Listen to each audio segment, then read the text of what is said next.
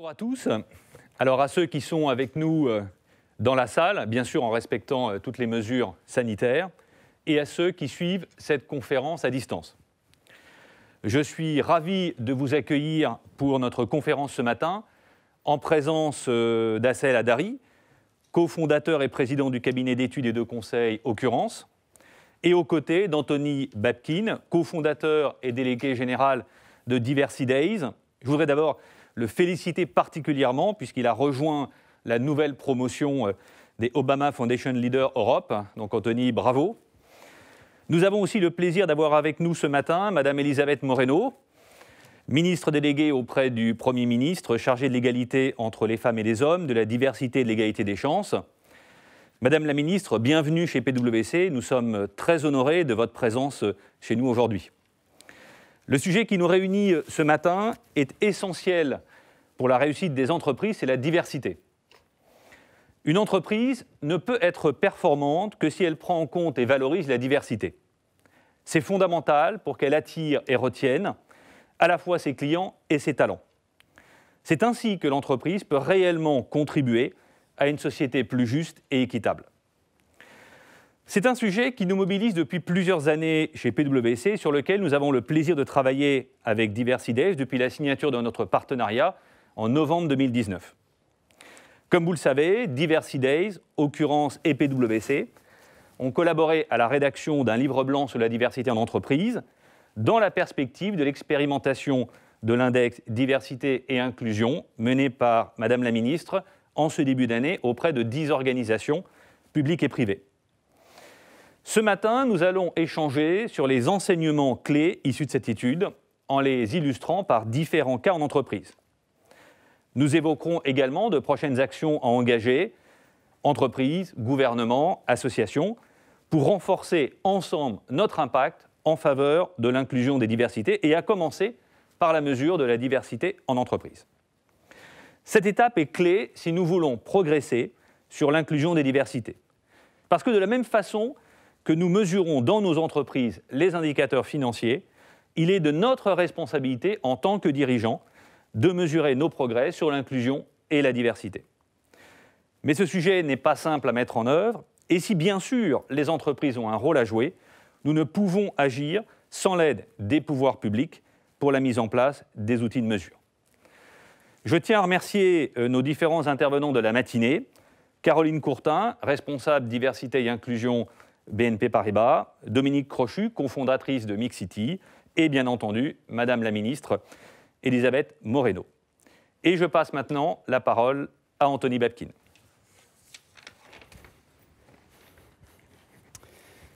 Bonjour à tous. Alors comme je vois que je suis à peu près à 5 mètres de tout le monde, j'ose retirer le masque.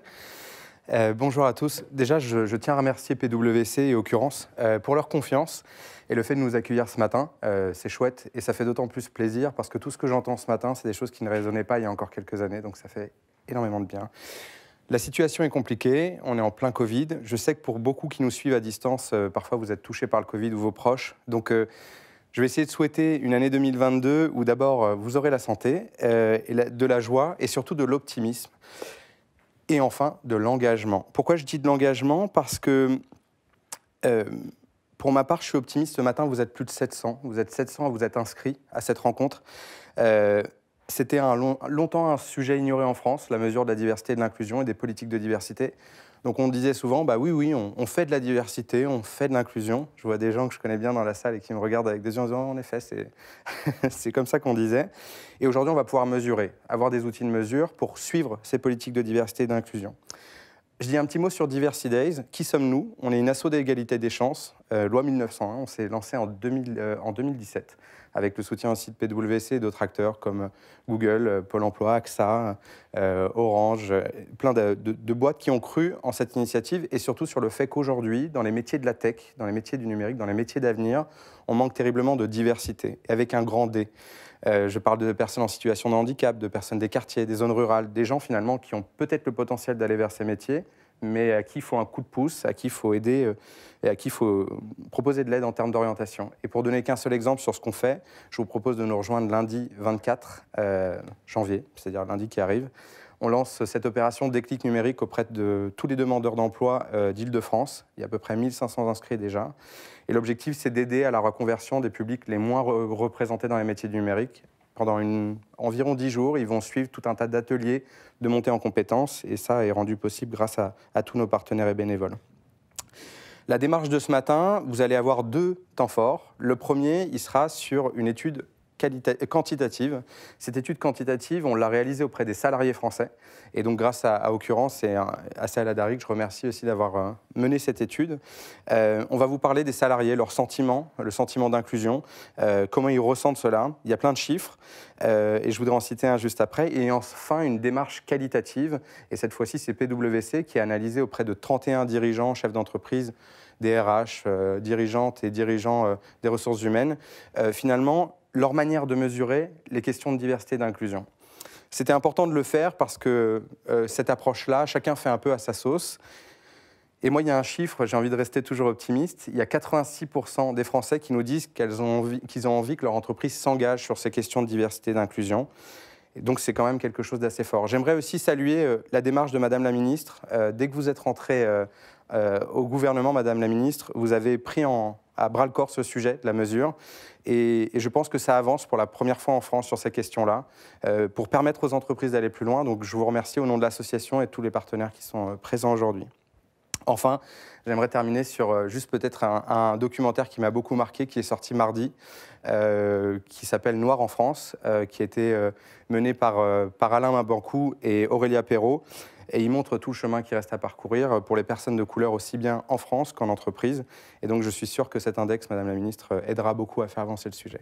Je donne la parole à donc Assel Adari, que je remercie, et qui va nous en dire plus sur cette étude quantitative. Merci à vous.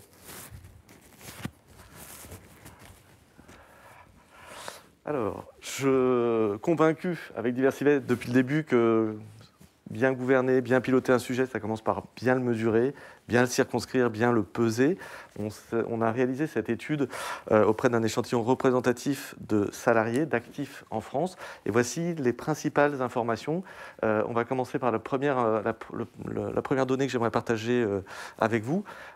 Le sujet dont on parle, l'inclusion et la diversité, est un sujet beaucoup plus massif qu'on ne le pense. C'est-à-dire qu'en globalement, il y a un salarié sur 2 qui dit plus d'un salarié qui dit avoir été témoin, un salarié sur 2 qui dit avoir été victime, et un salarié sur 2 qui redoute de l'être. Donc quand vous additionnez toutes ces moitiés, on n'est pas très loin d'arriver à la totalité des salariés en France qui ont conscience que ce sujet est un vrai sujet et qui doit irradier le sujet de la gouvernance des entreprises. Entre le fait de le redouter, d'en avoir été témoin et de l'avoir subi, on est sur quasiment la totalité des gens actifs en France.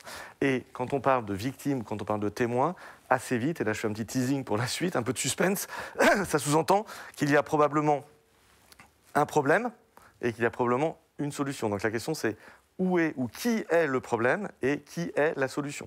Et on le verra un peu plus loin dans l'étude. Si on continue sur notre étude, ce que l'on peut dire, on se dit mais quelles sont les discriminations? Et c'est là où on peut voir, que la question de la diversité, en effet, c'est un grand D et avec surtout un S, parce que là vous avez, et là j'incite un peu un point méthodologique, on n'a pas proposé une liste, on a mis une question ouverte. Et je pense que c'est la bonne méthode quand on est sur ces sujets de discrimination, d'avoir, y compris dans des études quantitatives, une question ouverte. Parce que ça nous propose, et là vous voyez, donc on a recodé, on a quantifié une question ouverte, mais on n'a pas proposé un schéma de pensée, on n'a pas proposé une liste préétablie, et donc là on a une hiérarchisation qui est assez intéressante, qui peut être peut-être un peu à rebours de certaines idées préconçues. Vous le voyez là, je ne vais pas commenter ce que vous voyez à l'écran. En revanche, ce que vous ne voyez pas à l'écran, c'est qu'on a aussi 30% de réponses qu'on a classées dans « Autres », qui sont une myriade, une farandole de discrimination. La préférence sexuelle, l'orientation perçue, imaginée ou réelle politique, le statut statut familial. Le statut familial, c'est-à-dire le fait d'être par exemple une femme seule avec des enfants. Et là où je veux insister par rapport à cette information que je vous montre là à l'écran, c'est qu'il ne faut pas penser la discrimination comme une simple segmentation, mais plutôt comme une addition. C'est-à-dire qu'elles s'additionnent, les discriminations. Ce n'est pas simplement un séquençage, et il faut le voir. Et donc plusieurs, puisque c'est une question ouverte, des personnes nous ont répondu plusieurs discriminations. D'accord ? Même si là, on vous les présente thème par thème, en fait, le total est supérieur à 100% dans cette question. Si on poursuit notre petit chemin, là, je vais revenir sur la donnée qu'évoquait Anthony, 86%, donc 9 salariés en France sur 10, souhaitent que son entreprise s'engage davantage. Pour être très transparent avec vous, dans l'étude qui est très robuste, qui a beaucoup de questions, on voit que la situation n'est pas décrite par les collaborateurs comme catastrophique. Néanmoins, ce n'est pas parce que pour certaines personnes ça va bien ou ils n'ont pas subi que le sujet n'est pas de prendre davantage en considération ces enjeux-là dans le management de l'entreprise et d'ailleurs aussi dans les politiques publiques. Donc c'est un élément important et c'est plutôt ça encourageant. On a une population active qui le souhaite, qui le désire et qui parfois dans son organisation est active, voire militante sur ce sujet. Comment on fait? Si on avance sur des... Est-ce que les Français, les salariés nous donnent des premières pistes de comment on fait? Le premier point, alors ça peut paraître une évidence, mais je crois que là, il va falloir le rappeler, c'est que déjà pour la moitié des collaborateurs donc de cet échantillon de salariés, en fait, le concept est flou. Donc il va falloir déjà nourrir de définitions, et on voit bien que c'est compliqué de définir les diversités. Et donc c'est important de les définir, de remplir ce flou de définition, et puis d'expliquer, certainement on va le voir sur la dernière slide, c'est d'expliquer, si c'est flou, on a du mal à trouver des solutions. C'est-à-dire qu'il y a un salarié sur deux, quand on lui demande quelles seraient les solutions, il nous répond « je ne sais pas ». Et c'est assez légitime, parce que si déjà il a une vision floue du sujet, c'est assez difficile de trouver des solutions. Donc il faut à la fois remplir le sujet de définition, de concepts, de normes, certainement, d'index, et puis à partir de là, on va pouvoir construire des solutions. Et là, je prends juste un tout petit peu de temps par rapport à ce sujet-là. Ce que vous ne voyez pas sur la slide, c'est que les salariés nous disent le premier moment où on le vit, où on en est témoin, etc., c'est le recrutement. Le bouchon, le point dur, qu'il va falloir, voilà, défoncer au marteau-piqueur, c'est le moment du recrutement. C'est là où ça matérialise beaucoup plus fort. Mais néanmoins, on le voit après dans certaines questions de l'étude, c'est tout au long des moments charnières de sa carrière. Donc c'est un parcours de la discrimination, c'est malheureusement un parcours de discrimination. L'élément, et quand je disais au tout début, mais c'est qui est le problème et qui peut être la solution. Là, on a un personnage qui apparaît dans l'étude, qui est le manager. C'est-à-dire que les Français actifs nous décrivent moins une discrimination institutionnelle, une sorte de gouvernance d'entreprise, que malheureusement une discrimination de proximité, du quotidien, de tous les jours, etc., qui est malheureusement incarnée par un manager, un N+1, un peu pompier pyromane. C'est-à-dire que ce qui est hallucinant dans cette étude, c'est qu'il nous dit que c'est majoritairement de lui qui vient la discrimination, et qu'on dit mais vers qui vous vous tournez pour essayer de traiter cette discrimination, on nous dit pas les DRH, on nous dit pas les instances syndicales, on nous dit mon manager. Donc là, il y a une sorte de... C'est pour ça qu'arrive comme première solution la sensibilisation, la formation, la communication, notamment de la ligne hiérarchique. Et enfin, je terminerai par quelque chose qui est intéressant pour le débat public, c'est qu'on a 71% de la globalité des collaborateurs qui sont pour l'instauration de quotas. Et chez les jeunes, chez les plus jeunes salariés, on est à 77% d'accord sur ce... qui était un peu une surprise. Voilà, on a osé proposer une modalité qui fait débat dans la société. 71% d'accord pour l'ensemble des collaborateurs français, 77% pour les jeunes. Merci à vous.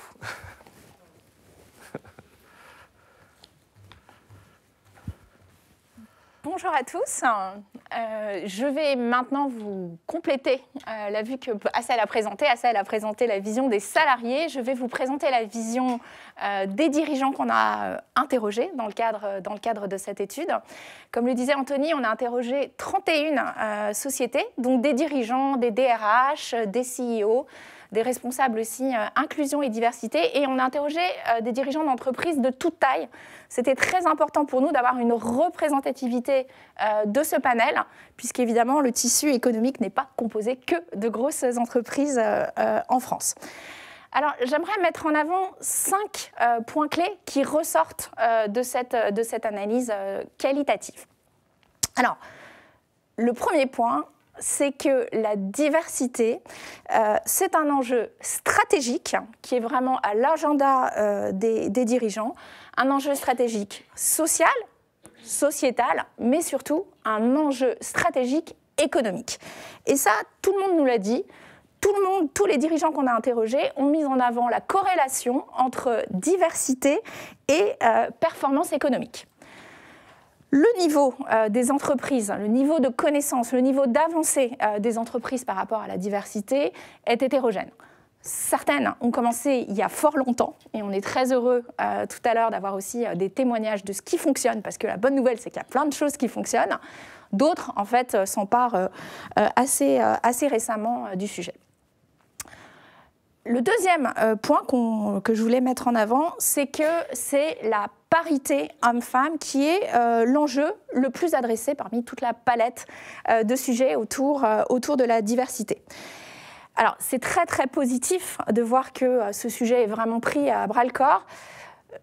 Si on regarde le verre à moitié vide, ce qu'on constate, c'est que finalement les autres pans de la diversité, du coup, sont beaucoup plus difficilement appréhendés par les entreprises. Alors, pour pallier ces difficultés, quelles sont les solutions qui sont mises en avant? D'abord, des outils internes. Les entreprises, finalement, innovent et se mettent à créer des outils qui permettent justement d'appréhender l'ensemble des dimensions. On a également des partenariats avec des associations comme par exemple Diversides, des organismes de mesure. Et ce qui est très intéressant aussi, c'est de voir qu'il y a des partenariats qui se font entre les entreprises et puis des organismes qui sont dans les territoires. Pourquoi ? Parce que les entreprises ont besoin de travailler avec des organismes ou des associations qui sont au plus près de leurs préoccupations et typiquement des organisations qui vont les aider à finalement injecter, et du coup ça fait le relais avec ce que tu disais à Sahel, injecter dès le recrutement beaucoup plus de diversité dans les entreprises. D'ailleurs, ce point autour du fait que la parité homme-femme est vraiment maintenant au calendrier, à l'agenda finalement des objectifs stratégiques de l'entreprise, est corrélé, je voulais juste faire une petite parenthèse, est corrélé, PwC, nous sortons chaque année une CEO Survey, on interroge des milliers de dirigeants dans le monde. C'est une étude qu'on fait depuis 25 ans. Et qu'on a publié, du coup la 25e édition cette année. Et ce qu'on voit, c'est qu'en France, 43% des dirigeants nous indiquent que la parité homme-femme est vraiment à l'agenda de la stratégie de l'entreprise et que du coup, ils en ont fait un objectif. Et je voulais rebondir sur ce que disait Anthony. Ce qu'on voit, c'est encore très peu, c'est 8%.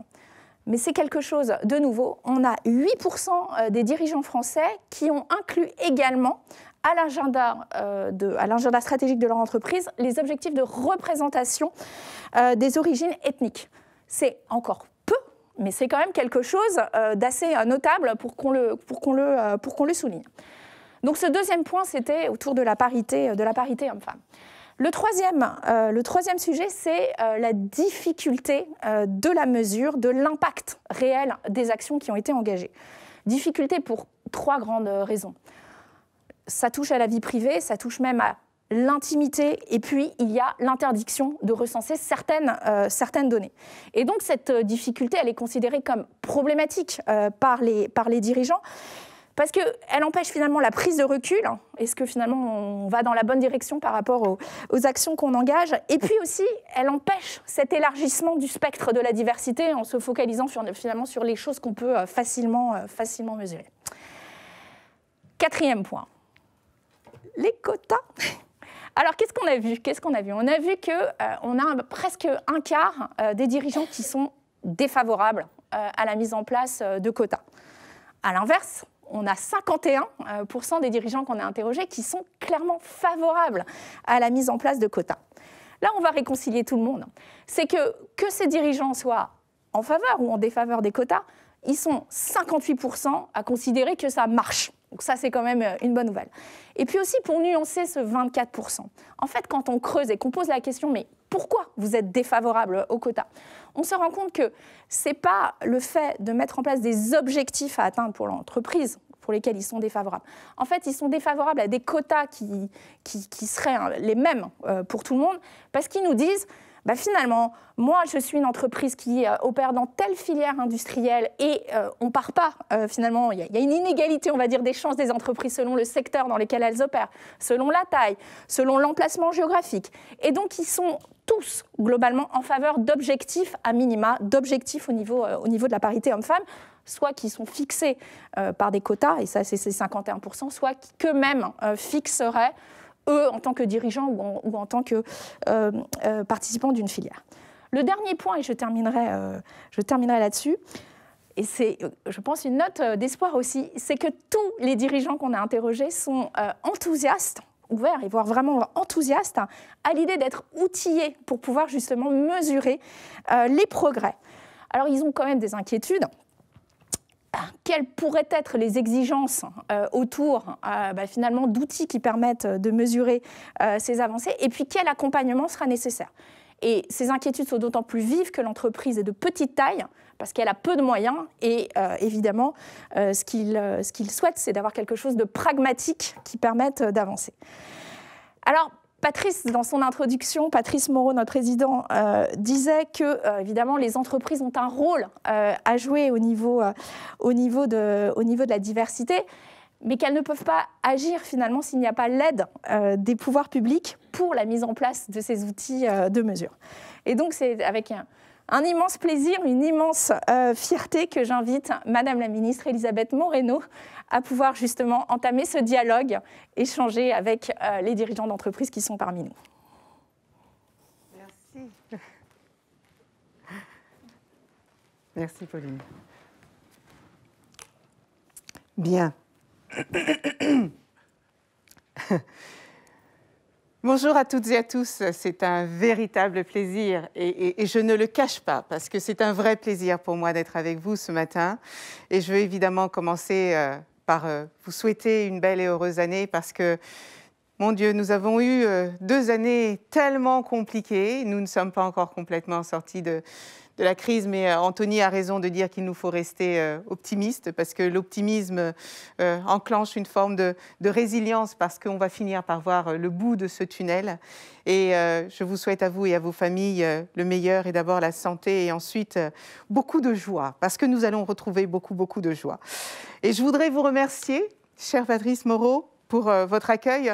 En cette période où nous avons besoin, absolument besoin de maintenir le lien, que ce soit un lien physique, nous avons la chance d'être ici physiquement en salle, mais également ces liens que nous permettent les technologies. Nous avons beaucoup de personnes, je crois, connectées ce matin et je crois qu'il y a des sujets que nous devons être nombreux à porter. Nous avons besoin d'engagement du plus grand nombre de personnes et l'égalité et la diversité et l'inclusion sont de ces sujets. Alors, merci aussi aux auteurs de cette étude. Merci à vous deux de nous l'avoir présentée avec autant d'enthousiasme et de passion. Et puis, merci à tous les dirigeants, les salariés, les responsables associatifs qui ont apporté leur contribution et qui a amené à ce travail de grande qualité.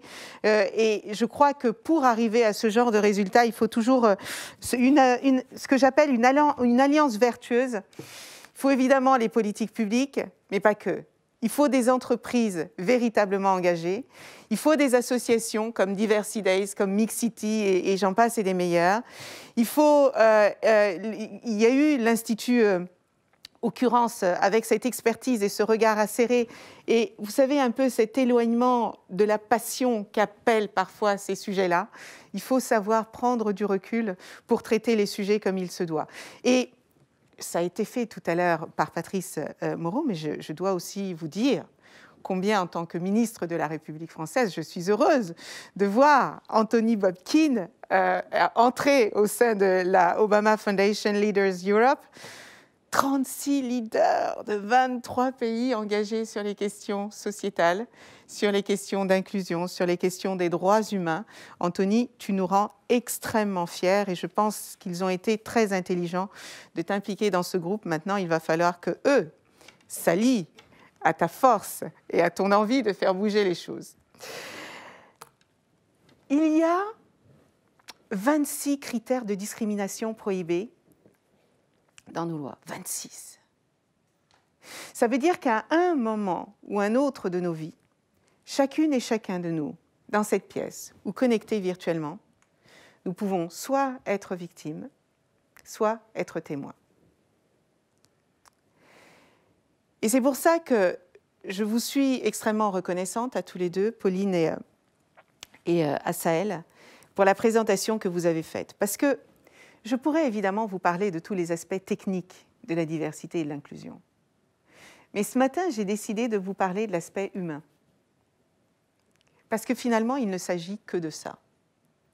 Je dois vous avouer que je n'arrive pas encore à comprendre pourquoi, alors que la Déclaration universelle des droits de l'homme dit que tous les êtres naissent libres et égaux en droit, en dignité, pourquoi nous en arrivons encore en 2022 à avoir des échanges comme cela pour dire combien il est important de donner à chacun, dans notre pays, dans le monde de manière générale, la place qu'il mérite.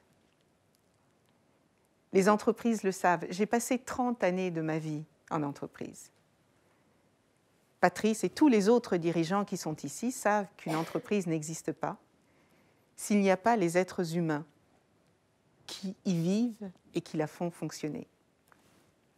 Il y a eu pléthore d'études faites par les cabinets les plus sérieux, dont PricewaterhouseCoopers, pour dire les entreprises les plus diverses sont les plus performantes. Ce sont les entreprises où les gens sont les plus heureux. Ce sont les entreprises qui créent et qui innovent le plus. Ce sont des entreprises vertueuses qui attirent des talents. Et pourtant, les femmes sont encore confrontées au plafond de verre. Les personnes d'origine sociale modeste n'arrivent pas toujours à trouver leur place parce qu'ils ont l'impression d'être un peu en décalage, parce qu'il y a des codes tellement établis que dès qu'ils sont un peu différents, c'est compliqué. Les personnes en situation de handicap peinent encore à rentrer dans ces entreprises. Les personnes un peu colorées ont encore quelques préjugés, que ce soit dans le recrutement, que ce soit dans la mobilité de carrière. Et on peut vraiment se poser la question de ce que c'est, et pour mettre tout le monde à l'aise, nous avons tous nos biais, nous avons tous nos préjugés, nous avons tous ces stéréotypes que nous apprenons dès le plus jeune âge, qui font que nous donnons de bonnes notes à certaines personnes et d'autres de moins bonnes notes. Que nous estimons que certaines personnes sont brillantes et intelligentes et d'autres, non, ça nous demandera trop d'efforts de faire entrer cette personne dans cet entre-soi que nous créons de manière si aisée. Et c'est pour ça que cette étude est extrêmement précieuse, parce que d'abord, elle nous montre la très forte attente de notre société. On parlait tout à l'heure de 86%, et aussi des entreprises à reconnaître combien ces questions de diversité peuvent être considérées comme une richesse quand on accepte de ne pas les voir comme des obstacles. Et elle montre, cette étude, l'enjeu de faire de l'inclusion la norme en matière de politique des ressources humaines, mais également, et peut-être même encore plus important, eh bien, le fondement de nos rapports humains et de nos rapports les uns envers les autres. Et comme le disait si bien Assaël Hadari tout à l'heure, eh bien, cette question de diversité et d'inclusion, elle fait partie de notre pacte républicain. L'égalité est au cœur de notre pacte républicain. Et nous devons, par conséquent, tous œuvrer à lui donner réalité, parce que ça dépend de chacun d'entre nous. Pas d'une loi, ni soft ni hard, pas d'obligation, mais simplement parce qu'en tant qu'être humain, on voudrait être traité en toute dignité et par conséquent devrait traiter l'autre en toute dignité. Et refuser un emploi à une personne du fait de sa couleur de peau, c'est lui refuser sa dignité humaine. Refuser à une personne en situation de handicap un job en lui expliquant « non, mais parce que tu comprends, ça va être trop difficile pour toi de t'intégrer », mais laissons les gens choisir de ce qui est difficile pour eux ou pas. Et donnons-leur la place qu'ils méritent. Mais pour savoir où on va et comment on y va, il est très important de commencer par faire un état des lieux. Et c'est pour ça que le travail d'enquête que vous avez fait est précieux, parce que je vous le redis, ces sujets sont parfois tellement inflammables qu'il faut des faits, il faut des chiffres. Et moi, j'ai besoin d'initiatives comme celle que vous avez prise pour encore et toujours convaincre de la nécessité de faire avancer partout, et notamment dans l'emploi, qui est l'un des premiers domaines de discrimination, le défenseur des droits nous dit, l'emploi, c'est le premier domaine d'inégalité. Mais en même temps, ça peut être le premier domaine d'égalité. Et c'est pourquoi je n'hésite pas à citer cette étude dans mes interventions sur la diversité et l'inclusion pour rendre les choses réelles et concrètes. Pas de victimisation, pas de caliméro, le sujet n'est pas là du tout. Le sujet, c'est de regarder les choses franchement et de regarder comment nous pouvons les faire progresser, parce que nous avons tous et toutes à y gagner.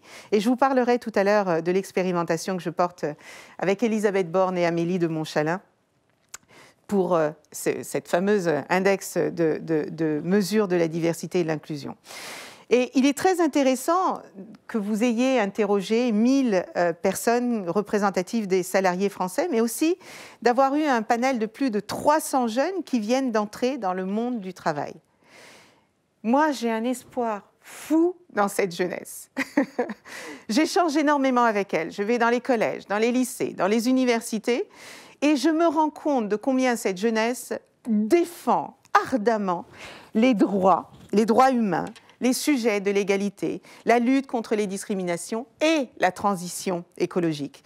Les questions de défense de l'égale dignité de tous les êtres humains et la protection de l'environnement sont d'ailleurs, si vous y pensez bien, extrêmement liées. D'abord, le premier constat, et que je constate d'ailleurs très régulièrement, c'est que la notion de diversité et d'inclusion ne parle pas au grand public. C'est même pire que ça. Certaines personnes commencent à s'agacer. Certaines personnes considèrent qu'on en parle trop et qu'ils en ont marre. Et j'ai réfléchi à cela et je me suis dit que peut-être ces personnes-là pensent qu'en permettant à d'autres de vivre leurs droits, ça va leur retirer quelque chose. C'est pas vrai. Tout cela s'additionne et tout le monde finit par y gagner. Et je constate souvent que quand on explique, quand on fait de la pédagogie sur ces sujets, on rassure. Parce que les peurs peuvent nous amener à prendre des décisions absolument stupides. Ce qui fait qu'on ne recrute pas quelqu'un qui ne nous ressemble pas, c'est parce qu'on ne sait pas trop comment la personne va réagir. Et dans le monde de l'entreprise, on a peur de faire des erreurs de recrutement parce qu'on a besoin d'aller vite, parce qu'on a besoin de montrer que les choix que nous avons faits sont les bons, parce qu'on n'a pas le temps de se tromper sur certaines choses. Mais prendre les risques de se tromper et de réussir, ça fait un bien fou. Et la diversité, eh bien, dans la diversité, il ne s'agit pas de définir une personne par rapport à une autre personne. Il n'y a pas des personnes qui seraient issues de la diversité et d'autres personnes qui ne seraient pas de la diversité. Je suis une femme noire et je peux avoir autant d'affinité avec un homme blanc qu'avec une autre femme noire. Réfléchissez à cela. On ne s'arrête pas à la vision extérieure d'une personne pour déterminer si oui ou non elle va être bonne, elle va réussir, elle va être compétente, elle va... Non. On juge les gens sur leur engagement, sur leur motivation, sur leur savoir-faire, sur leurs compétences, sur leurs capacités. Et c'est là que le travail de lutte contre les discriminations est important et de lutte contre nos propres préjugés, nos propres biais, parce que ce sont ceux-là même qui nous amènent à prendre les mauvaises décisions qui peuvent être terribles pour non seulement les individus qu'elles concernent, mais aussi pour l'entreprise. Et j'aimerais, moi, ne plus voir cette expression de diversité employée, souvent d'ailleurs pour évoquer des origines géographiques et culturelles de nos concitoyens, et ou alors pour parler de ses parents, grands-parents. Vous savez, le nombre de fois où j'ai été dans des rencontres, dans des réunions, et on me dit « tu viens d'où » De Carrières-sur-Seine. « Oui, mais en vérité, tu viens d'où » Ben, j'ai grandi à Belleville. « Oui, mais tes parents, ils sont nés où » Mais en quoi est-ce que c'est important ? En quoi est-ce que c'est important dans le lien et dans le rapport que j'ai avec la personne qui me parle à cet instant-là ? Et en même temps, pour les entreprises, ça peut être intéressant de savoir d'où viennent les personnes qui travaillent pour elles, parce que c'est la meilleure manière d'aller trouver le suc, vous savez, cette flamme que nous avons chacun en nous et qui fait qu'on se lève le matin et qu'on est prêt à grimper des montagnes parce qu'on se sent considéré et respecté pour ce que l'on est. Et parce qu'on se sent considéré et respecté pour ce que l'on est, on a envie de tout donner. Alors, ces formulations de diversité qui tendent à nous enfermer, qui nous assignent dans des identités qui sont parfois erronées d'ailleurs, alors que Romain Gary dit, et je crois qu'il a raison, que nous sommes tous des additionnés. Et ces identités, eh bien, elles nous amènent à avoir une France extrêmement diverse, une France extrêmement plurielle. Et si nous capitalisons sur cette richesse et sur cette pluralité, je pense que rien ne saura nous résister. Et les entreprises internationales le savent. Moi, j'ai eu la chance de travailler dans de nombreuses entreprises internationales, américaines, européennes, asiatiques. Et j'ai toujours été fascinée de voir, vous savez, quand on rentre dans des transformations importantes. Et Price est bien placé pour savoir ce genre de choses. Quand vous accompagnez des entreprises qui rentrent dans des transformations fondamentales, il est toujours intéressant de mesurer le temps que ces entreprises passent à penser aux indicateurs financiers, à penser aux process qu'il faut mettre en place, à penser au cadre, à la structure, et puis le temps que ces entreprises passent à réfléchir à l'humain. Vous savez, de dire que parler à un Roumain, ça n'est pas la même chose que parler à un Italien, que ça n'est pas la même chose que parler à un Africain, que ça n'est pas la même chose. Or, qu'est-ce qui fait que tout cela fonctionne ? Eh bien, c'est la bonne cohésion humaine. C'est la prise en considération des différences culturelles, des différences de genre, de toutes les différences qui fait qu'on cherche à se comprendre et du coup, on évite certains écueils, certaines maladresses qui vont bloquer certaines personnes et les empêcher de donner le meilleur d'elles-mêmes. Mais il faut avouer qu'on a encore un défi de taille devant nous et qu'il faut sortir de ces belles histoires. Vous savez, depuis que je suis ministre, je vois beaucoup d'entreprises qui veulent me partager ces belles petites histoires, les 1 ou 2 ou 3 personnes qui ont eu des parcours extraordinaires. Il faut qu'on arrive à sortir de là. Il ne faut pas que ce soit des exceptions, il faut que ça devienne une généralité.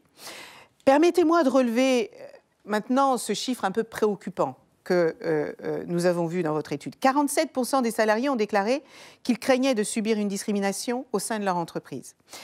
Et je dois vous dire qu'en tant que ministre en charge de lutte contre les discriminations, eh bien, j'ai décidé d'en faire une priorité dans ma fonction. Le défenseur des droits alerte depuis très longtemps sur l'urgence d'agir, en particulier, comme je vous le disais tout à l'heure, dans le domaine de l'emploi, qui est l'un des premiers domaines de discrimination.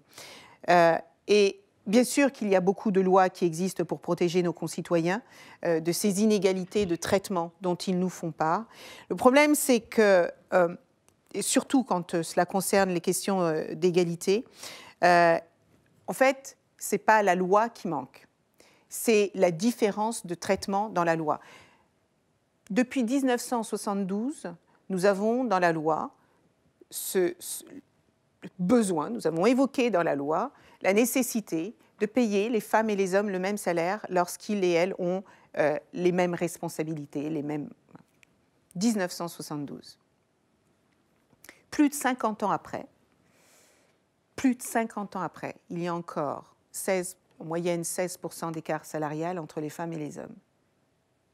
Pour ceux d'entre vous qui avaient une fille et un garçon, pour les parents dans cette pièce qui avaient une fille et un garçon, je serais curieuse de savoir comment vous allez expliquer à votre fille qui va faire les mêmes études, qui sera peut-être même, souvent, comme ça arrive dans notre pays, plus diplômé que son frère, qui se sera battu, qui aura fait les mêmes écoles.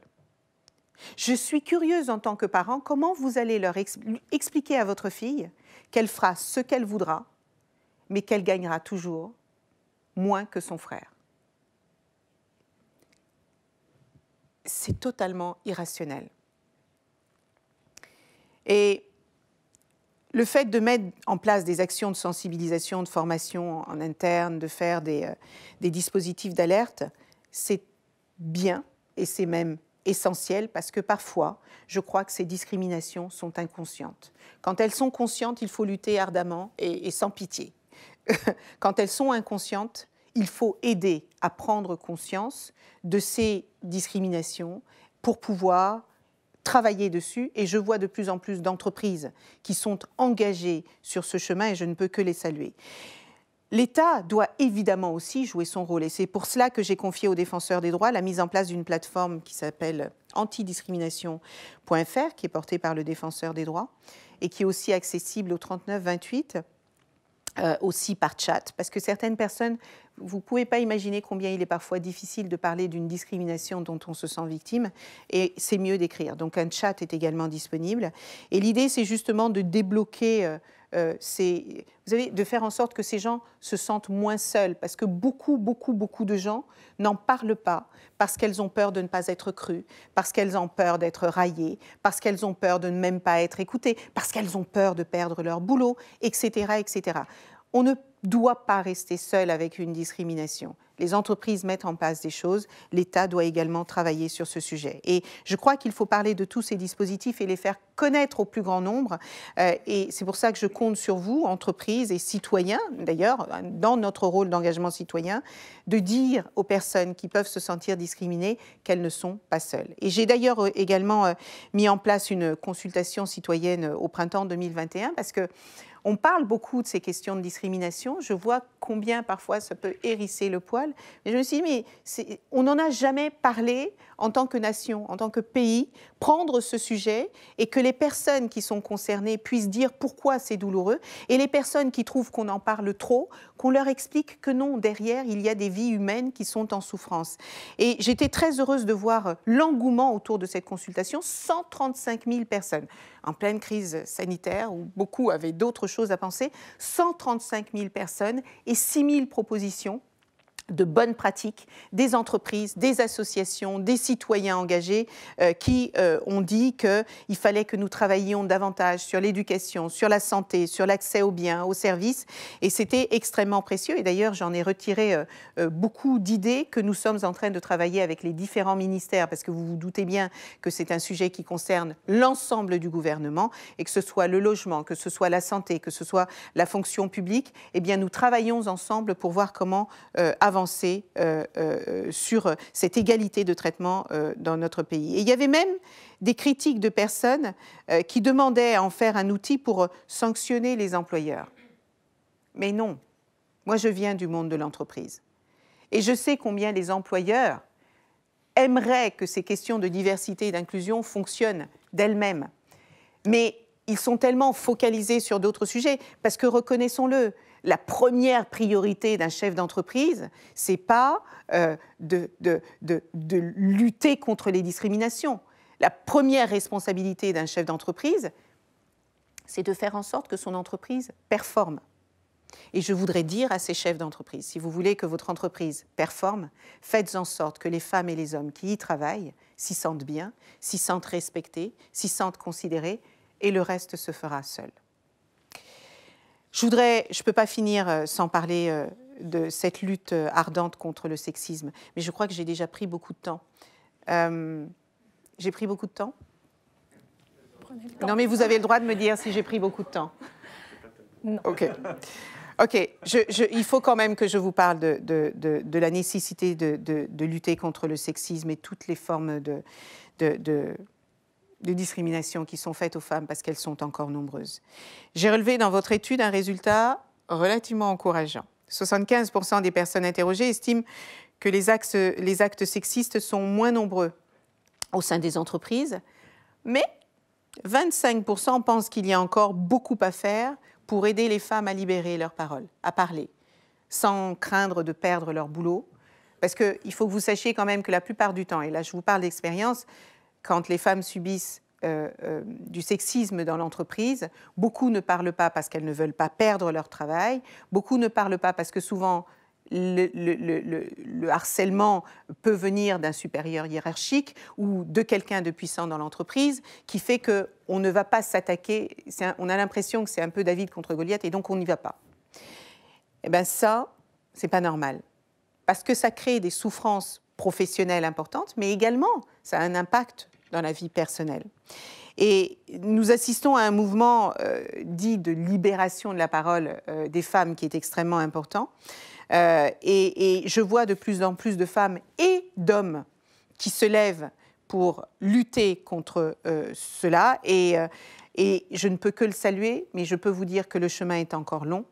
Il y a un travail d'écoute et de prise en compte de la parole des femmes que nous devons mener tous et toutes ensemble. Et mardi prochain, le 25 janvier, eh bien, ce sera la journée nationale de lutte contre le sexisme. Et j'en profiterai pour saluer toutes les entreprises qui ont décidé de s'engager volontairement contre ce fléau qui mine non seulement la confiance des femmes qui en sont victimes sur leur lieu de travail, mais comme je vous le disais tout à l'heure, aussi dans leur vie personnelle. Vous avez parlé de quotas. Je ne peux pas ne pas parler de quotas. Et là aussi, on a un résultat encourageant.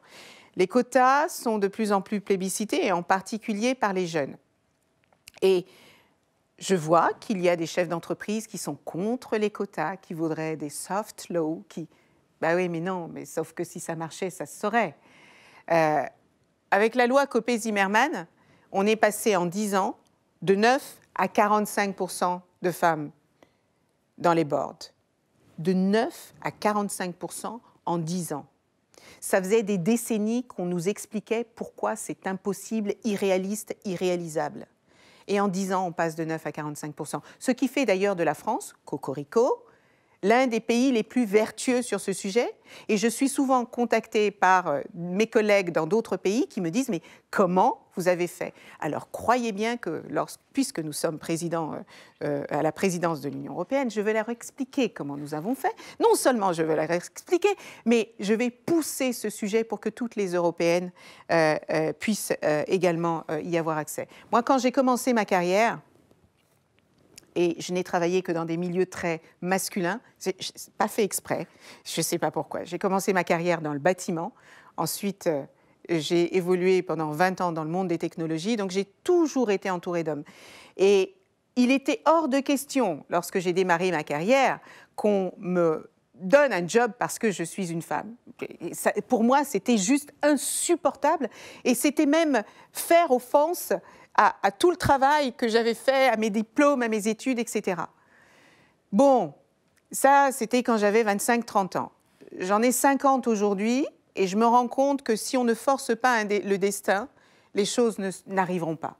Elles vont prendre encore des siècles. J'ai des filles, vous avez des filles, et je ne veux pas que mes filles se disent que parce qu'elles sont femmes, elles ne pourront pas exploiter leur plein potentiel dans l'entreprise. Donc, aujourd'hui, j'ai changé d'avis et je pense qu'il faut des quotas, non seulement pour la méritocratie, parce qu'on me dit « oui, mais que vous faites ?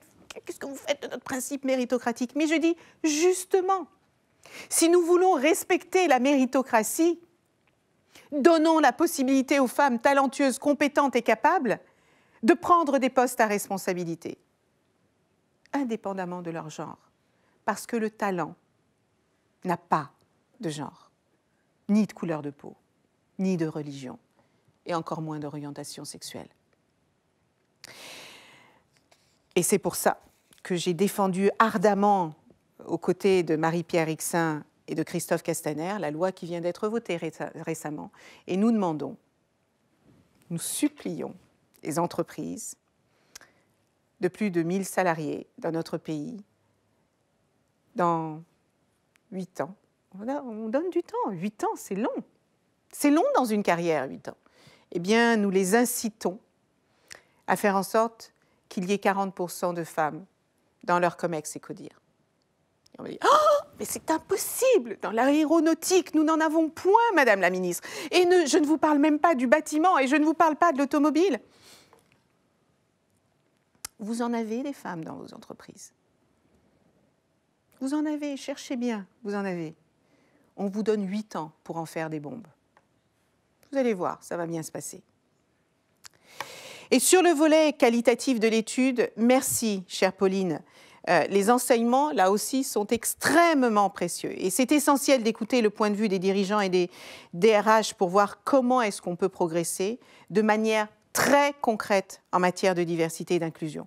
Et il faut commencer évidemment par comprendre les freins souvent psychologiques, et collecter aussi les bonnes pratiques. Parce qu'il y a plein d'entreprises qui sont déjà merveilleusement bien engagées. Et vous l'avez dit d'ailleurs, les dirigeants, la plupart des dirigeants intelligents font de la diversité une priorité stratégique. Et c'est une excellente nouvelle dont nous devons tous nous réjouir.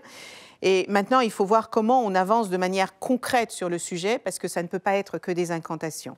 Et sur l'égalité femmes-hommes, je me réjouis évidemment de voir que les outils, notamment l'index égalité professionnelle, sont maintenant bien ancrés dans les entreprises et qu'ils donnent déjà les premiers résultats. Et là encore, je souhaiterais évidemment que les choses aillent plus vite. Il n'est pas normal que nous ayons encore presque 15% d'entreprises qui oublient d'augmenter une femme quand elle rentre de congé maternité. C'est dans la loi depuis 2006. C'est pas normal. C'est pas normal qu'on ait 43% d'entreprises dans notre pays qui ont soit 0, soit une seule femme dans leurs 10 plus gros salaires. 43% des entreprises. D'accord, je me calme. En 2021, la note moyenne de l'index a augmenté d'1 point par rapport à 2020. Et elle est maintenant à 85 sur 100. Mais on n'a que 2% des entreprises qui ont atteint la note maximale de 100%. Comme je suis quelqu'un de fondamentalement optimiste, je me dis qu'il y a 98% d'entreprises qui vont faire beaucoup d'efforts pour avancer sur ce sujet. Et maintenant, pour finir sur l'index diversité et inclusion, je voudrais vous donner quelques précisions concernant les actions que je mène au sein du ministère sur ce sujet. Vous le savez, au mois de novembre 2021, nous avons lancé, après plusieurs mois de travail, plusieurs mois de concertation, des entreprises, des DRH, des associations, des collaborateurs. Eh bien, avec Elisabeth Borne et Amélie de Montchalin, nous avons lancé cet index diversité et inclusion. Je vais vous dire aussi pourquoi je suis certaine que c'est le bon outil. Je parle avec beaucoup de chefs d'entreprise. Et avant, je rencontrais et j'échangeais avec beaucoup de chefs d'entreprise qui me disaient « mais c'est une évidence que la diversité et l'inclusion sont importants. Mais ce sont des sujets tellement sensibles, on ne sait pas comment les aborder. Et parfois, ils sont tellement inflammables. Aidez-nous ». Eh bien, je pense que nous avons relevé ce défi et les entreprises vont avoir entre leurs mains des outils pour mesurer la diversité liée aux origines des personnes. La plupart des entreprises savent mesurer la diversité de genre, la diversité liée au handicap, mais la diversité d'origine, la diversité culturelle, c'est sensible, c'est compliqué, c'est difficile. Eh bien, j'ai fait le choix de cibler les dimensions de la diversité où nous avions un trou dans la raquette, justement, en matière de mesure. Et on va parler d'origine sociale, on va parler d'origine géographique, on va parler d'origine culturelle des salariés. C'est parfois aussi difficile pour un enfant qui a grandi dans une zone rurale d'arriver à la défense et de trouver sa place.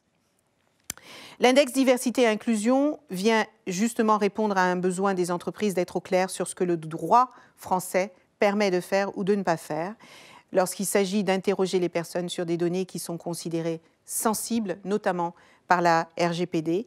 Et pour cela, nous avons travaillé en étroite collaboration avec la CNIL, avec le défenseur des droits, pour que l'index s'inscrive dans le respect parfait de la réglementation et de nos valeurs.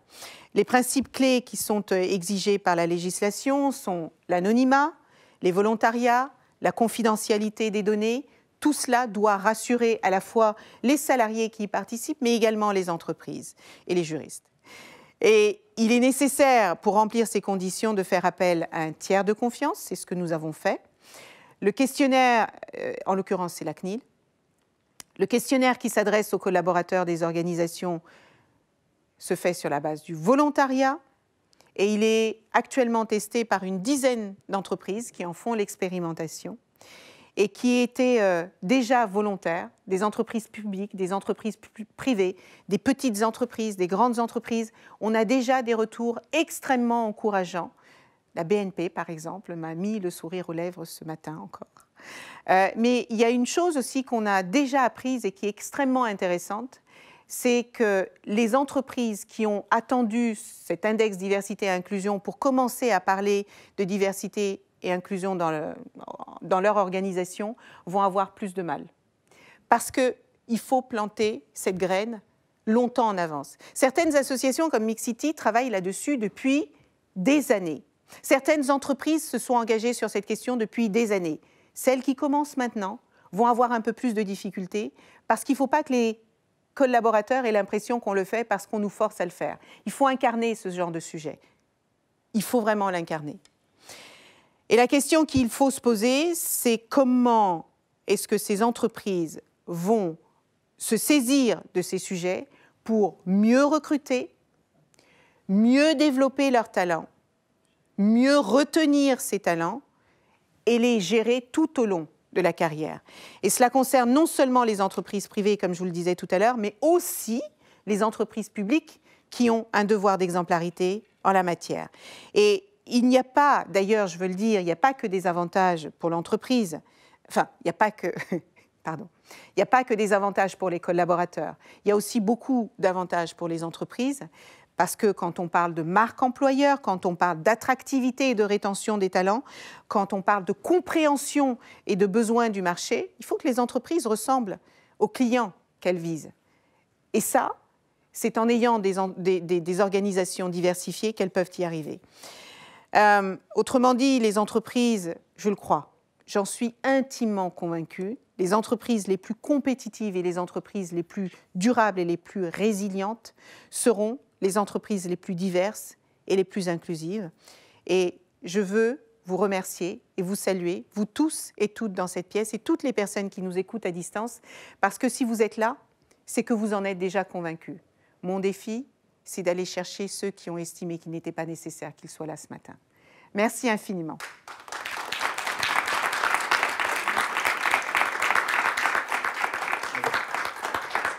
Madame la Ministre, on va continuer sur une session de questions-réponses avec les différentes personnes connectées. On va faire vite, parce que je crois que vous avez un rendez-vous. Oui. On me dit 5 minutes. Oui. Vous avez rendez-vous au Sénat juste après. Juste une petite chose, on va enchaîner après avec deux grands témoins, que sont Caroline et Dominique, dont on a parlé juste avant. Donc, place aux questions. Je ne sais pas s'il y en a dans l'auditoire. Certains, une première. C'est toujours la plus difficile. Ou sinon, il y en a en ligne.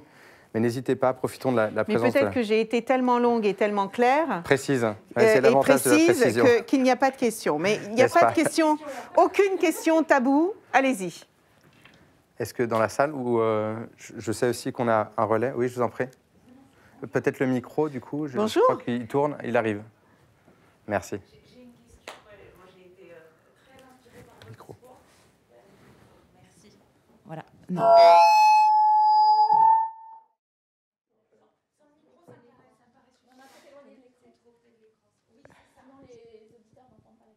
Je pense qu'il faut que vous preniez le micro, sinon, oui. Merci beaucoup. Je crois, si ça fonctionne. Oui. J'ai beaucoup apprécié votre discours et j'étais ravie d'entendre que les discriminations commençaient à se jouer dès le plus jeune âge. Comment finalement, quels outils pourraient être mis en place pour ne pas réparer ensuite en entreprise, mais vraiment en amont, en termes d'éducation, travailler sur ces questions de diversité et d'inclusion? Vous avez parfaitement raison. En fait, plus tôt on se saisit de ces questions, moins on a à réparer. Parce que c'est beaucoup plus difficile de lutter contre les préjugés quand ils sont ancrés que de les traiter au début. Je ne peux pas m'empêcher de vous citer Mandela qui disait on ne naît pas en haïssant l'autre, on apprend à haïr. Et de la même manière qu'on apprend à haïr, on peut apprendre à aimer. Et la bonne nouvelle, c'est que c'est beaucoup plus facile d'apprendre à aimer qu'à haïr. Je l'adore, cette citation. Le travail de l'éducation est essentiel. Parler, moi, chaque fois que je vais dans les collèges, dans les lycées, quand je parle, par exemple, d'LGBT-phobie, que je discute avec les jeunes, souvent, on se rend compte qu'ils sont dans le rejet parce qu'ils ont entendu à la maison, parce qu'ils ont entendu dans la cour, parce qu'ils ont entendu avec les copains. Et donc, ils pensent que. C'est pour ça que je crois qu'il y a un travail collectif à faire au niveau des parents, parce que les préjugés, on en hérite, au niveau, évidemment, de l'éducation nationale, et le travail que font les associations qui vont à la rencontre des personnes et qui peuvent avoir des discussions apaisées aide énormément. Donc là aussi, c'est un travail collectif. De toute façon, vous savez, les sujets humains sont toujours les plus difficiles à traiter. Et je vous donne un exemple concret de ce que nous allons faire autour du 8 mars. Le Premier ministre a décidé que nous allions avoir une semaine de l'égalité entre les filles et les garçons à l'école autour du 8 mars. Pourquoi ? Parce que l'école est un endroit fabuleux pour en parler, mais pas que. Si on fait cette semaine, les médias vont en parler. Je crois que le Monde est là, non ? On a un média. C'est Radio France, pardon. Radio France. Je crois que les médias, la presse, a un rôle fondamental à jouer parce qu'on est dans une société de communication et que plus vous parlez de certains sujets, plus cela intéresse les gens, plus ils vont aller chercher, etc. Donc je crois que c'est vraiment un travail collectif. Si dans les entreprises, vous avez des moments d'échange sur le respect, l'altérité, etc., de la même manière qu'on fait des formations pour dire « vous n'avez pas le droit d'avoir des pratiques illégales hein », eh bien, on pourrait faire des sujets aussi dans l'entreprise sur qu'est-ce que c'est que le respect de l'autre, qu'est-ce que c'est que lutter contre le sexisme, qu'est-ce que c'est que lutter contre les LGBT-phobies, etc., etc. Donc, c'est l'ensemble de la société qui doit se saisir de ces questions pour les faire vivre. Une autre question du public ou en ligne ? En ligne. En ligne, une question pour vous, Madame la Ministre. Pensez-vous que le mouvement woke, constaté outre-Atlantique, présente un risque pour faire réellement avancer l'inclusion et la diversité en entreprise en France ? Je crois fondamentalement... déjà, je vais vous donner... je vous raconte une anecdote rapidement. J'étais avec le CRIF il y a quelques mois. Ils ont organisé leur université d'automne. Et... il y avait, je crois, 200 personnes dans la salle et on me pose une question sur le wokisme. Et il y a une dizaine de mains qui se sont levées pour dire « mais c'est quoi ?»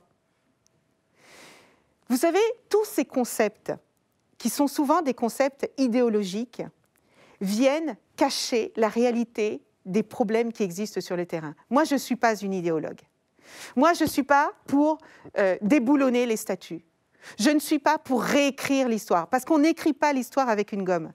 Il faut assumer les choses telles qu'elles sont. Ce qui s'est passé, c'est passé. Aujourd'hui, on a la possibilité de faire des choses qu'on ne faisait pas dans le passé. On prend conscience de certaines inégalités, de certaines discriminations qui ne sont pas acceptables, qui ne sont pas tolérables. N'est dangereux que ce que vous acceptez d'être un danger. Mais si vous êtes proactif et que vous prenez les problèmes à la source et que vous les traitez, on n'aura pas besoin de parler de certaines théories qui peuvent en plus être interprétées par chacun comme il souhaite le faire. Je crois que de manière générale, tous les extrémismes sont dangereux. Tous. Il faut sereinement traiter les questions qui ont besoin d'être traitées et on n'aura pas à avoir peur de ce qu'on essaye d'importer d'ailleurs pour des raisons souvent bassement politiques. Merci. Une dernière ou c'était la dernière? Je regarde Lila, votre conseillère. Oui. Peut-être une dernière en ligne? Sophie, c'est toi qui nous la relais. Comment expliquez-vous une dernière en ligne, et je crois qu'il y en avait une dans la salle, et puis après, je pars. Comment expliquez-vous la montée du populisme dans les pays occidentaux qui ont pourtant eu des avancées majeures sur les sujets d'inclusion? Je crois que le populisme monte quand les gens vont mal, quand les gens ont peur. Le populisme naît sur le terreau de la peur de soi et des autres. Parce que si vous êtes bien, vous n'avez pas à craindre l'autre. Vous trouvez les ressources pour pouvoir lutter contre vos peurs, mais aussi protéger votre pays de ce qui convient, parce que oui, on est attaqué, il faut le reconnaître. Mais est-ce que pour autant, alors que nous avons un pays avec un... Enfin, on est quand même la 7e puissance économique mondiale. On est le pays des droits de l'homme. On est le pays des Lumières. On inspire un nombre de pays incroyable. Pour ceux d'entre vous qui travaillaient à l'international, moi je suis toujours fascinée de voir combien les gens à l'extérieur nous aiment plus qu'on ne s'aime nous-mêmes parfois. C'est assez fascinant. Je pense qu'il faut rassurer ces peurs. Je pense qu'il faut apaiser les colères. Et je pense qu'il faut tout mettre en œuvre pour que nous nous sentions en sécurité et que nous ne vivions pas dans la peur et dans la crainte. Je ne veux pas sous-estimer l'impact de la Covid. Je pense que psychologiquement, les 2 années que nous venons de vivre sont extrêmement difficiles et compliquées. Et qu'il est normal humainement que nous nous sentions vulnérables. Mais ne doutons pas de qui nous sommes, non seulement de notre histoire, mais de ce dont nous sommes capables, de nos valeurs. Je crois que nous avons les valeurs, parmi les valeurs les plus belles du monde, liberté, égalité, fraternité. On sait faire vivre la liberté.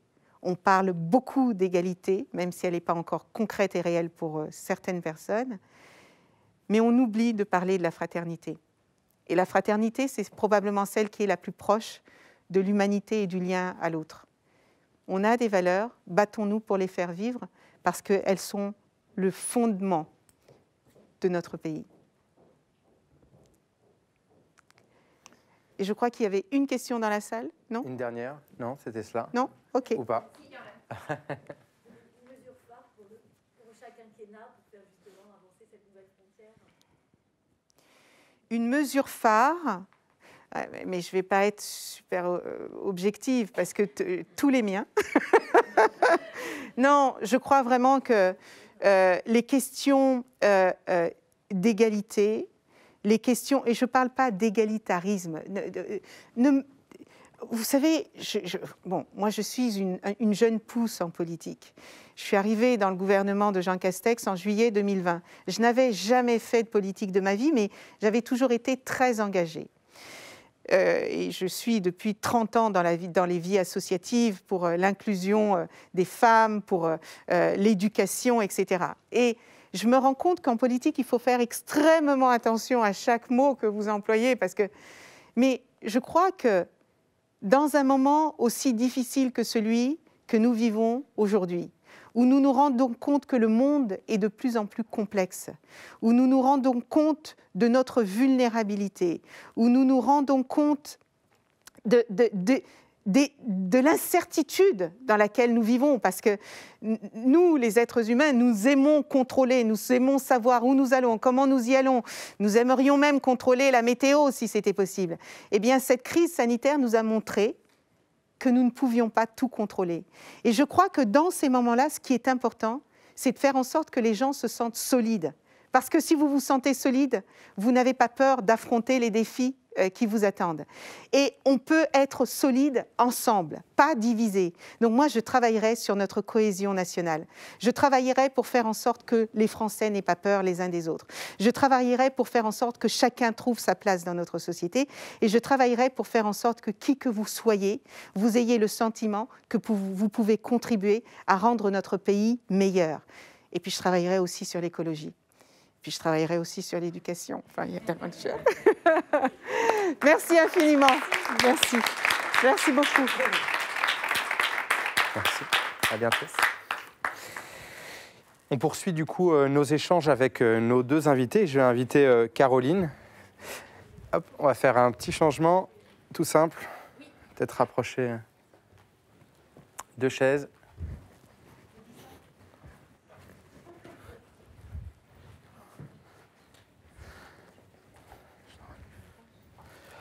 Hop. Dominique, je vais t'inviter sur la 2e partie. Merci beaucoup. On continue. J'espère que ces échanges vous ont inspiré. Bonjour à ceux qui nous rejoignent et pour ceux qui nous suivent, on continue avec le hashtag entreprise inclusive.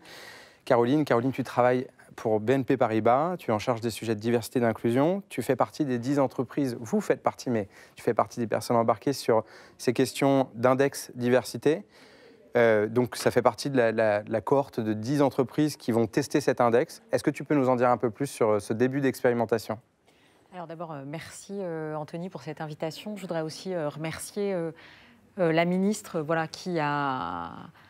qui nous a fait confiance pour faire partie des entreprises qui testent. Alors on teste effectivement actuellement. Pour nous, c'était important d'être dans ces entreprises un peu pionnières sur le sujet. Ça fait des années, nous, on interroge nos salariés depuis 2010 sur les sujets de diversité en général, sur leur perception de ce que l'on fait, sur leur perception justement des discriminations au sein de l'entreprise et aussi sur les sujets culturels qui sont traités dans cet index. Donc on avait déjà l'habitude d'interroger nos collaborateurs et nos collaboratrices, mais là, cet outil-là, il est différent. Il est différent. Alors, comment ça se passe concrètement ? On travaille depuis l'automne avec le cabinet d'Elisabeth Moreno et les autres organismes. Il n'y a pas que des entreprises sur... et c'est très collectif sur comment est-ce qu'on en parle. On a informé nos partenaires sociaux, on a informé... évidemment, on a eu l'aval de notre comité exécutif qui était très moteur. Comment vous l'avez présenté d'ailleurs ? On l'a présenté exactement comme le présente Elisabeth Moreno. C'est un outil qui nous permet de mieux comprendre parce que l'angle est différent, parce que la façon de poser les questions et les questions qui sont posées sont des questions qu'on n'avait pas forcément l'habitude de poser. Donc c'est une autre façon de mesurer.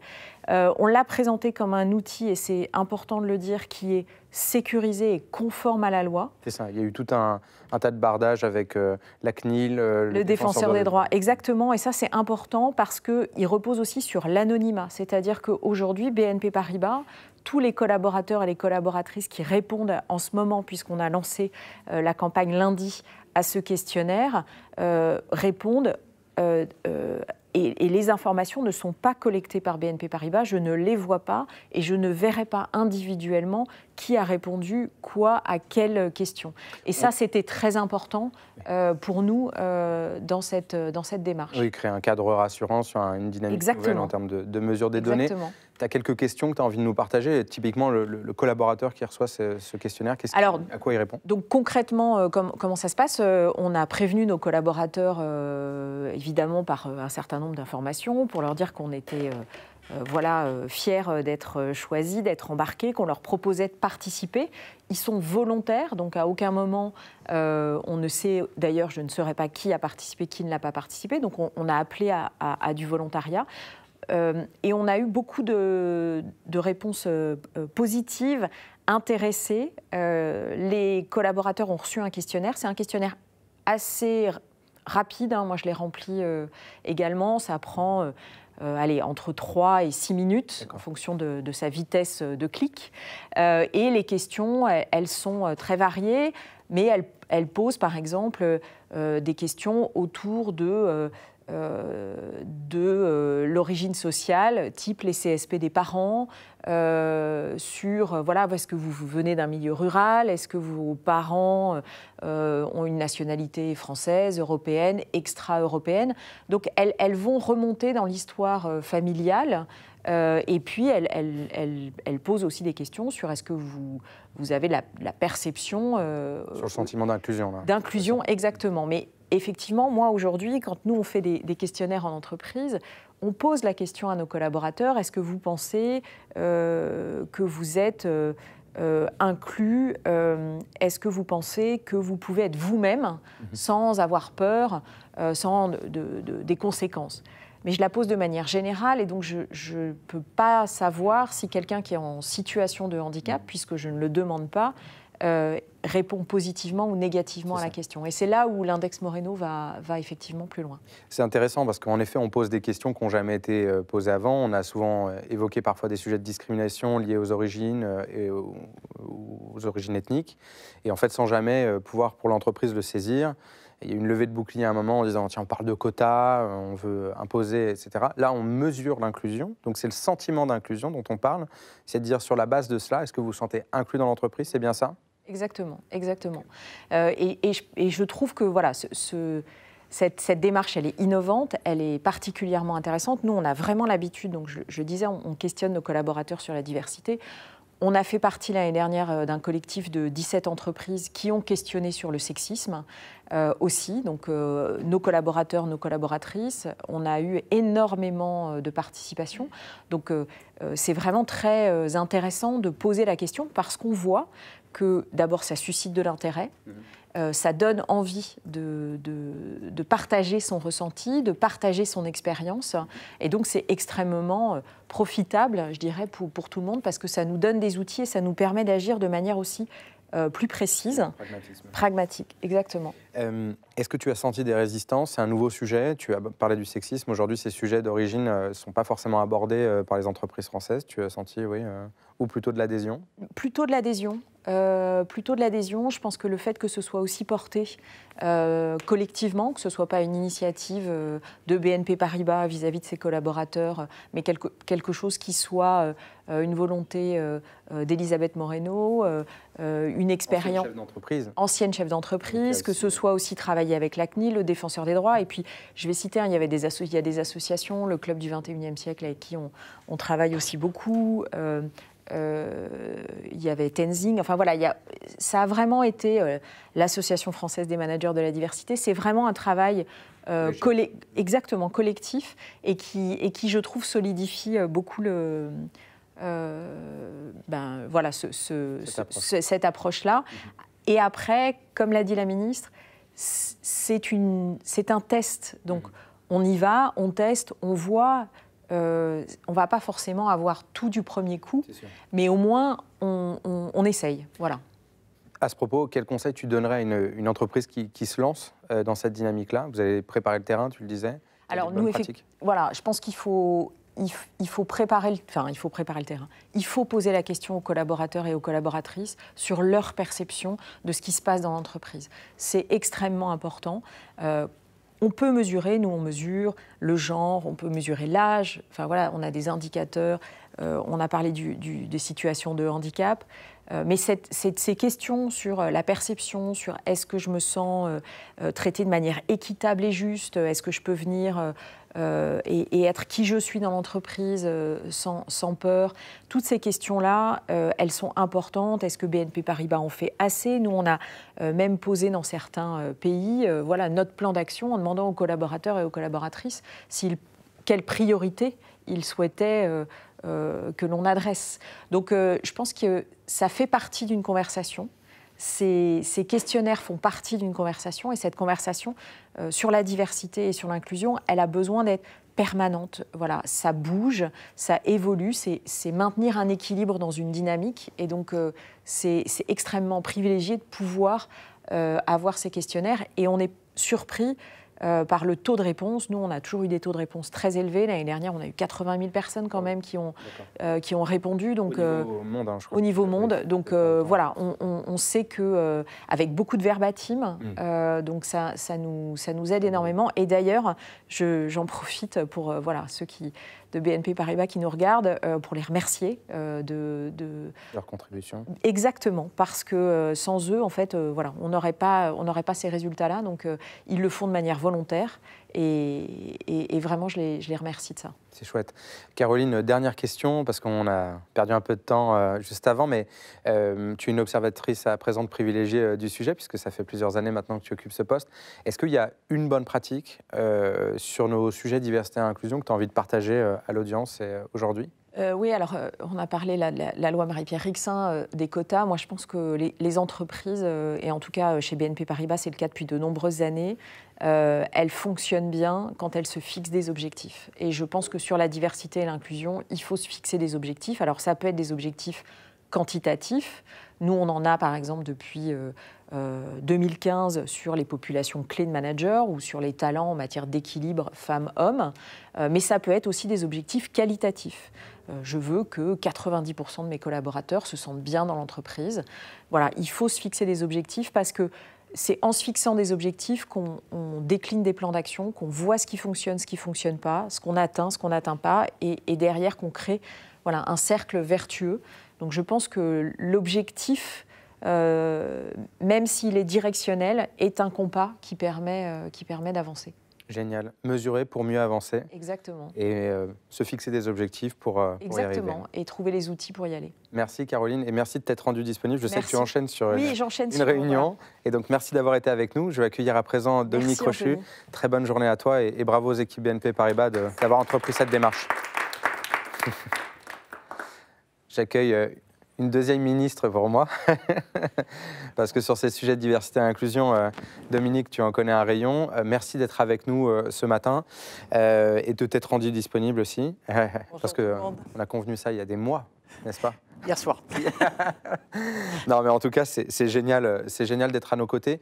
Tu es cofondatrice de Mixity. Je ne sais même pas s'il faut expliquer ce qu'est Mixity, parce que j'ai l'impression que tout le monde connaît, mais comme on a une audience aussi captive en ligne, dis-nous ce qu'est Mixity, s'il te plaît. Alors, Mixity est une start-up qui évalue la diversité et l'inclusion dans les entreprises, justement. On ne parle que de ça depuis ce matin, et moi, je suis très enthousiaste et très optimiste. Alors, on évalue sur 5 critères majeurs: l'égalité femmes-hommes, le handicap, les âges, la diversité culturelle et puis l'orientation sexuelle. On génère une empreinte digitale. Donc, au passage, quand on parle d'empreinte aujourd'hui, quand on est sur le numérique, on nous dit qu'il faut diminuer. Quand on est sur le carbone, il faut réduire. Et bien là, on a une opportunité, diversité, inclusion. Faisons-la et puis augmentons-la. Et on va vers l'empreinte sociale. Et donc voilà ce qu'est Mixity, voilà ce qu'on fait. Votre plateforme, elle a été citée de nombreuses fois d'ailleurs dans le rapport. C'est étonnant comme vous êtes devenue une plateforme très centrale aujourd'hui, donc bravo pour ça. Je le disais, tu es une observatrice privilégiée de ces sujets depuis plusieurs années maintenant en France, de par tes expériences passées, mais aussi ton rôle aujourd'hui à la tête de cette entreprise.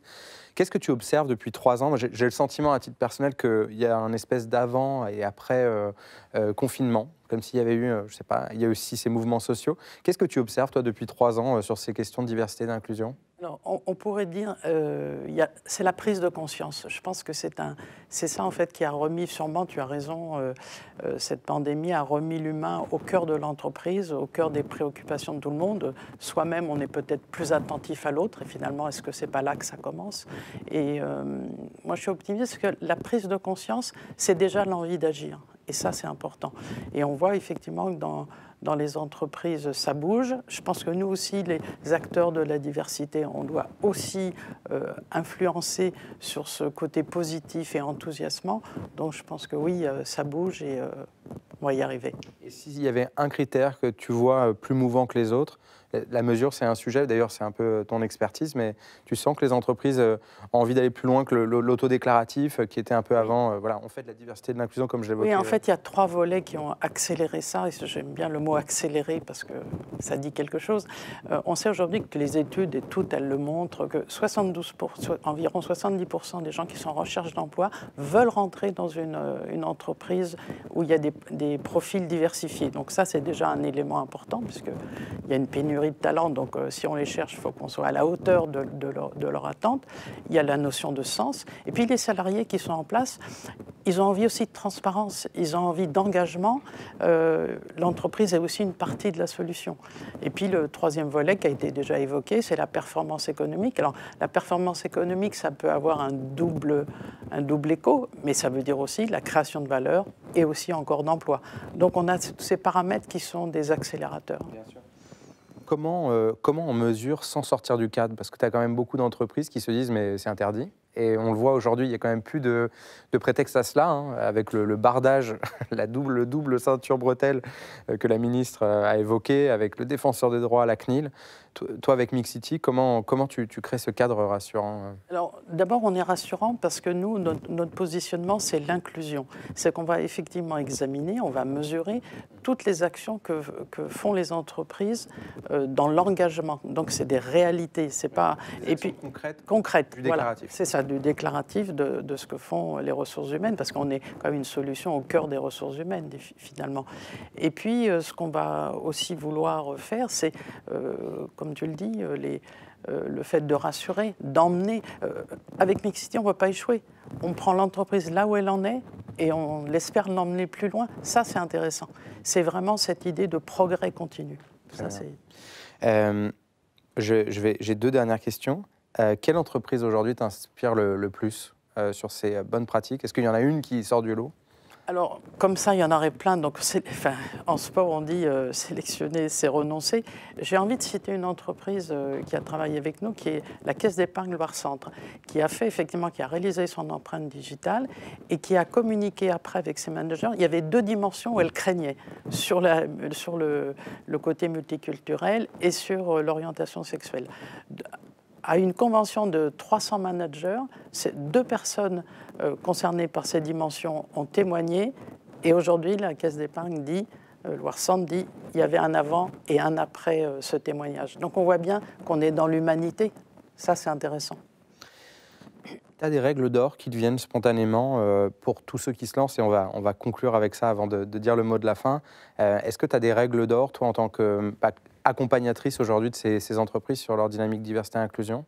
Alors, les points clés, les règles d'or, d'argent et de bronze, on peut avoir aussi, on a le droit, c'est évidemment l'impulsion de la direction, parce qu'il n'y a pas de possibilité si la direction n'est pas impliquée, n'a pas cette volonté d'accélérer.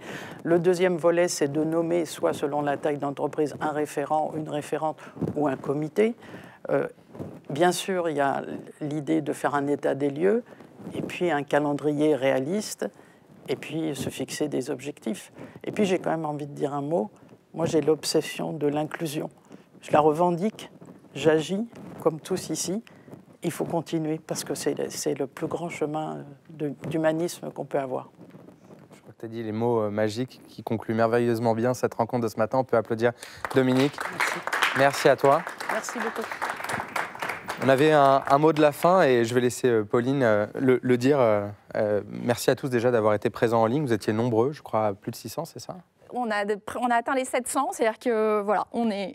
C'est complet. Voilà, c'est complet, c'est sold out. Alors le mot de la fin, j'ai envie de dire waouh. Waouh, vraiment quel plaisir de vous avoir eu, soit dans cette salle, soit à distance avec nous aujourd'hui. Quel plaisir. Quelle fierté aussi, quelle fierté quand on entend tous ces témoignages et puis quelle bouffée d'optimisme. Je pense que 2022, comme tu dis, ça va être, j'espère pour tout le monde, évidemment l'année de la santé, mais l'année de l'engagement.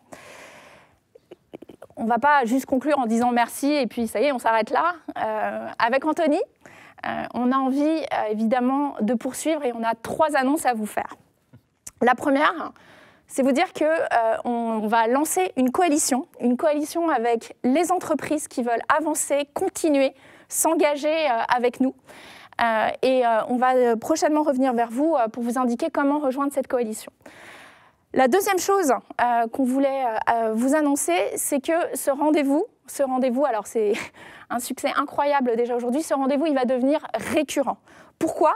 Parce qu'on veut organiser les échanges, ces retours de bonnes pratiques, parce que ce qu'on veut, c'est mesurer les avancées, mais c'est surtout partager sur ce qui freine et sur ce qui marche, au contraire.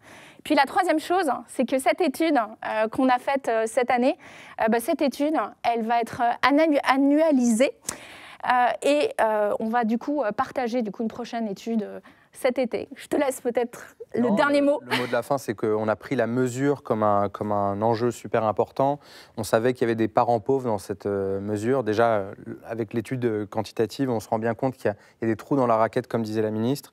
Donc ce sujet des origines ethniques ou des origines géographiques qui discriminent parfois, il y avait un enjeu de mieux mesurer. Donc c'est un pas en avant. Aujourd'hui, j'espère que ce livre blanc, vous pourrez, de toute façon, on va vous le renvoyer, mais pour ceux qui n'ont pas pu le consulter, on va vous le renvoyer à tous. Eh bien, moi, j'ai envie de vous donner rendez-vous au prochain forum qui se fait à présent à la Maison de la Radio en partenariat avec la grande maison Radio France. Et donc, ce sera au mois de juin, ou juillet, cet été en tout cas. On travaille sur une date, on avance à grands pas et toujours en partenariat avec PwC en l'occurrence. Donc, merci à tous de nous avoir suivis. Le hashtag, c'était Entreprise Inclusive pour ceux qui veulent retrouver les tweets ou les mentions sur les réseaux sociaux. Et on vous donne rendez-vous très bientôt pour cette coalition. Merci à tous. À très bientôt.